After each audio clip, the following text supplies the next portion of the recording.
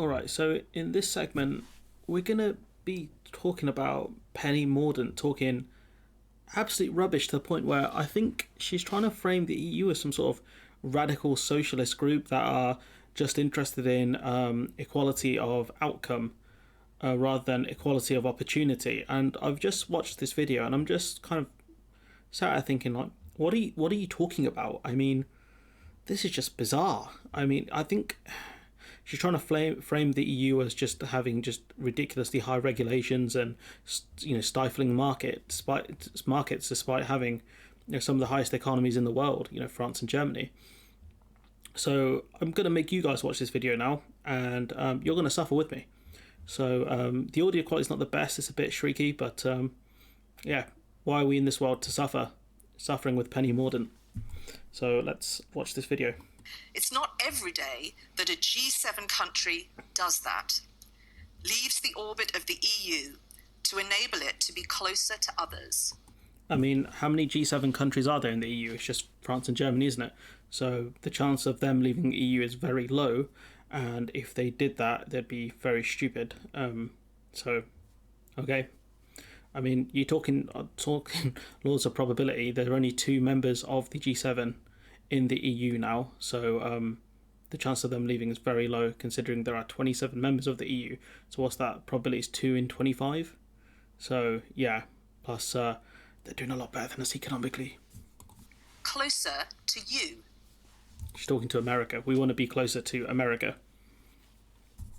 This is a major geopolitical event, and it calls for a US response that recognises this moment and the opportunity that comes from it.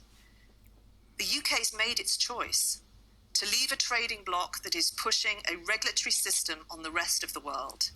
See, the issue with that is the EU isn't pushing a regulatory system on the rest of the world. What the EU is saying is, look, if you want to trade with us, this is where our standards are. Our standards are up here, right? If you want to get, those CE marks and stuff, our standards are very high. So they're not forcing anyone to do trade to raise standards. They're not. But if you want to do trade with the big dogs, you best play by the rules. That's what the EU are doing. There's nothing wrong with that, because if you want to export certain products to the UK, you can't do it because of our rules. So are we then pushing a regulatory framework on the rest of the world then at that point? Like, this argument she's making here doesn't make any sense, because America has higher standards than other parts of the world. So are you saying America is pushing a regulatory framework on the rest of the world? Like, just insane. And we've got on the side of the table with those who believe in outcomes-based regulation consistent with our common law. We've decided to take back our seats in international fora.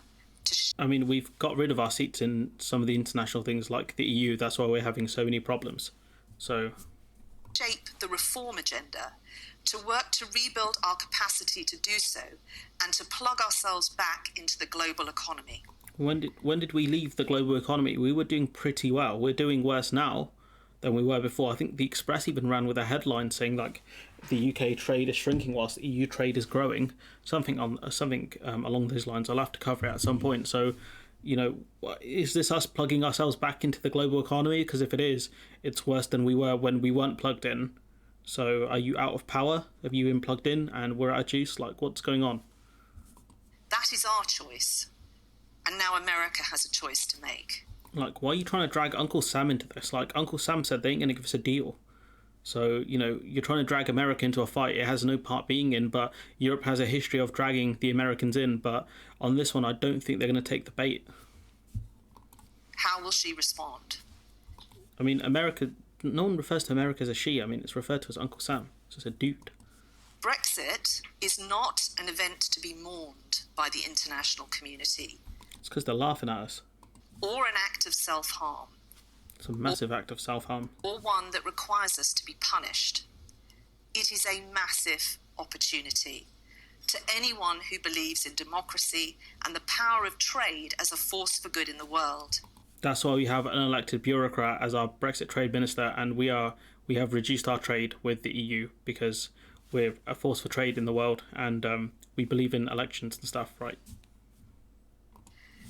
There is a global battle between 2 competing versions of capitalism. One which is checked by democracy and organised by competition, wide-eyed to the limits of the state, and has the progress of all humanity as its Polaris. Right, that's not true, is it? Because there she's talking more about libertarian capitalism, where it's run by competition and the state has a much smaller role. At least that's how I read her statement as, which doesn't have humanity as its main goal. It has money, short-term profits as its main goal. That's what libertarianism is all about, making money in the short term, screw the rules, don't care about anyone else. That's why the US has such bad problems with pollution and food poisoning. So once again, no, you're just full of rubbish.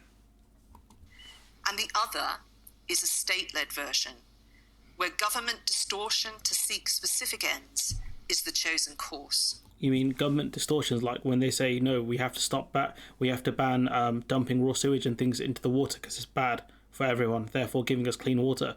Like, are you against that sort of stuff? Like state intervention when we need it? Because, I don't know, dog, the state's been intervening a lot in the British economy recently. I mean, we had the furlough scheme. That was a massive state intervention, was it not? But surely market forces would have swooped in and dealt with the problems, right? The UK is firmly on the side of the former, competition-based capitalism. No, we're not. We're not on the side of the former competition-based capitalism. If we were, we wouldn't have done so many crony contracts, would we have? We would not have done a lot of the things we've done with regards to contracts and the way the system's set up. It's crony capitalism. That's the system we have. You wouldn't be having people getting peerages for donations to the Tory party, would we? Because that's not competition-led, is it? You're not rewarding people based on merit. You're rewarding people based on the donations they've made. That's why them and there in Deloitte and other companies, people like Dido Harding got massive fat contracts and didn't do anything. Where was the competition there for the contracts? So you're talking absolute drivel. You're talking about competition-led and all this stuff. You know, your government's into the eyeballs with essentially what appears to be very dodgy deals. So again, you're not into competition, are you? Into crony capitalism? Let's be real here. Because if you're not, you should not be a part of this cabinet, and realistically, you should not be a part of the Tory party. In case you were in any doubt. And we would argue that trading superpowers have a special responsibility to practice free and fair trade. So you're saying because the EU are trading superpower, they're a problem because they're not practicing free and fair trade, despite the fact that they are practicing free and fair trade. Like, what are you talking about? What is your exact issue here? If your issue is high standards, like you talked about earlier, you know, there's a reason why America has really bad problems with healthcare and salmonella outbreaks and other sorts of problems of crumbling infrastructure. You know, because the state has to do certain things. Like, you can't have a system where it's just led by market forces. This isn't Cyberpunk 77. Like, you can't do it. Corporations can't run things. A government has to do it.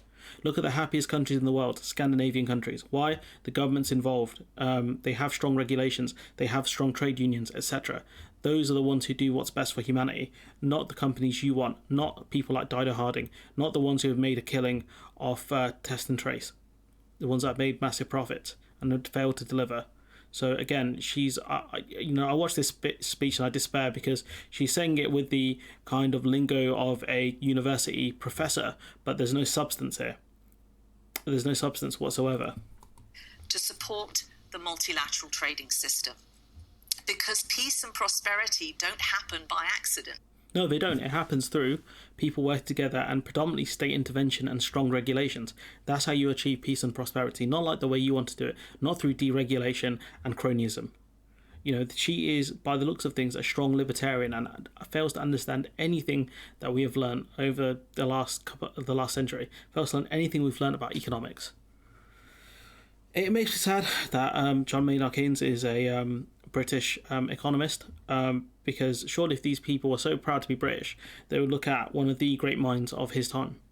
But they don't. They choose to follow absolute clowns and their ideologies. But anyways, I'm going to leave it there. Let me know what you thought about this absolute clown show. You know, Penny Mordaunt saying, you know, Brexit is a war against the EU because of rules and regulations. I mean, I just don't know. I don't even know what I'm going to title this. But yeah, this is an ideological thing that they fail to understand. They know very little about economics and politics. And it makes me sad that these people are in charge. It really does. But look, I'm going to leave it there. Let me know what you think in the comments below. Like, comment, share, subscribe. Let me know if you dismay as much as I do. Support the channel on Patreon. Sorry about all the pausing and stuff, but with the amount of dumb statements she comes out with, it's very hard not to. Gone full Sam Cedar. Anyways, support the channel on Patreon if you can, and hopefully I'll see you in the next one.